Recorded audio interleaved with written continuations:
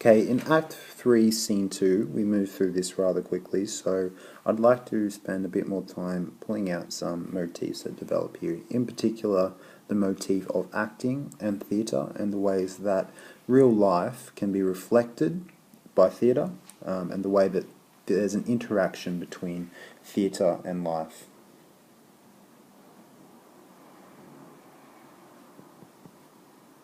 My apologies for my poor handwriting.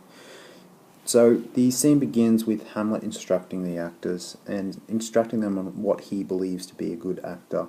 He wants them to pronounce the speeches that he's given him, not as a town crier would. He wants them to be truthful. He wants them to pronounce it trippingly on the tongue, carefully.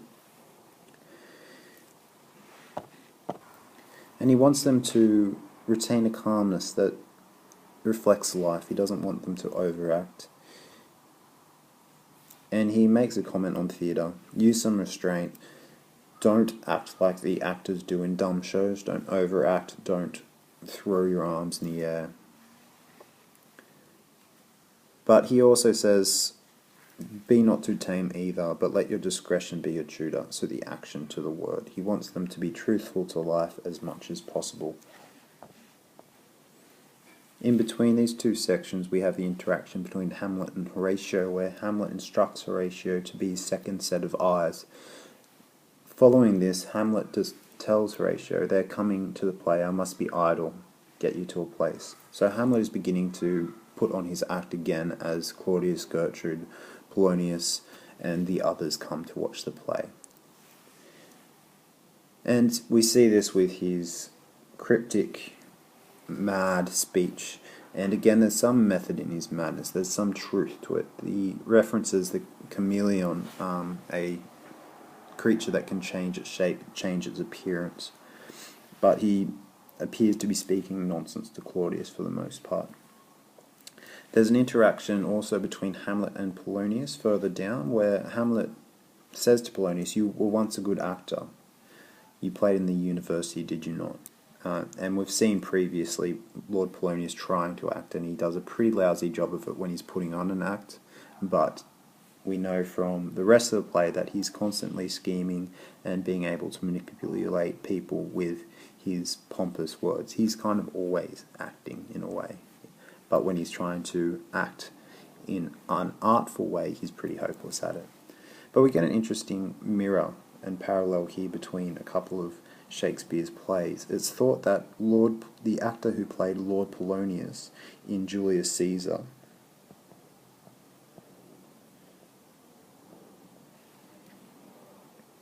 the actor who plays Lord Polonius in Hamlet was actually also the actor who played Julius Caesar in Shakespeare's earlier play, and Hamlet would have played Brutus, it's believed.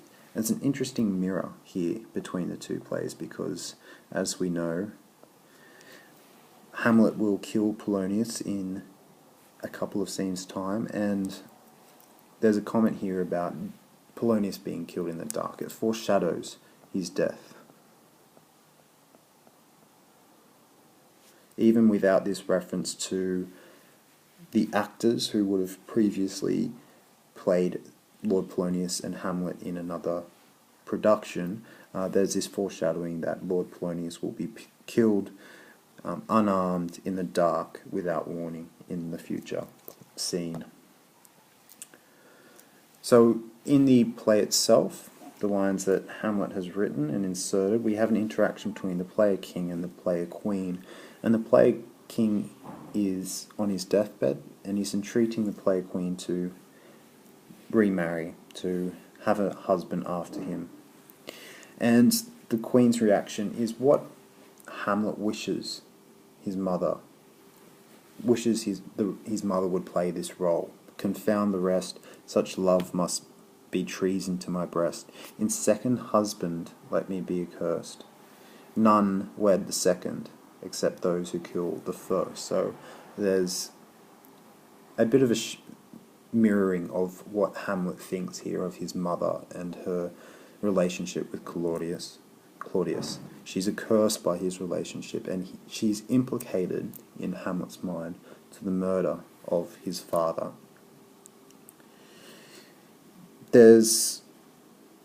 And Hamlet comments on this. That's wormwood. That's bitter.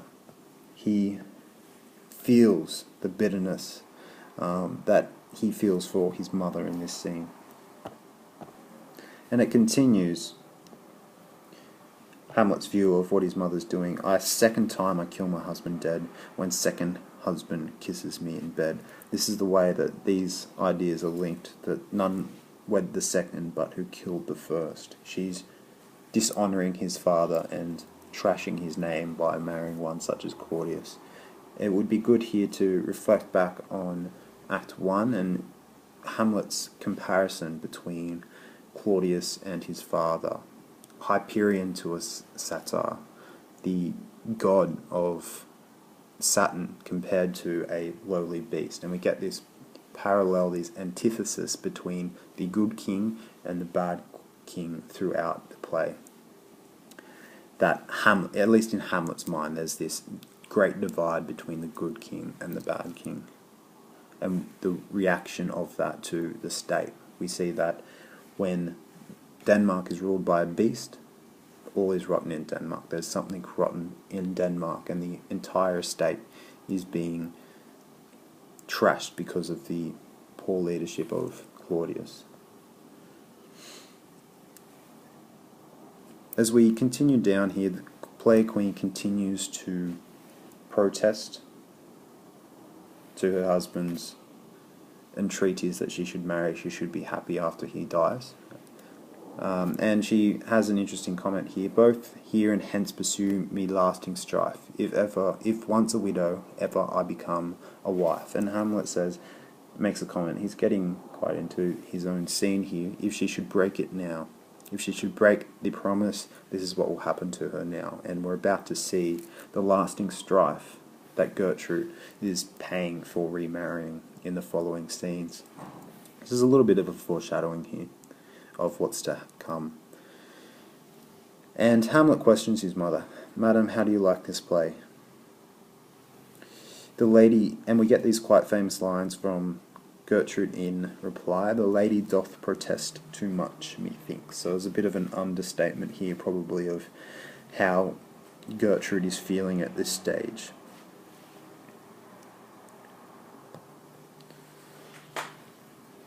As we continue on, Ophelia interrogates Hamlet, and we get again some comments on theatre and what good theatre does.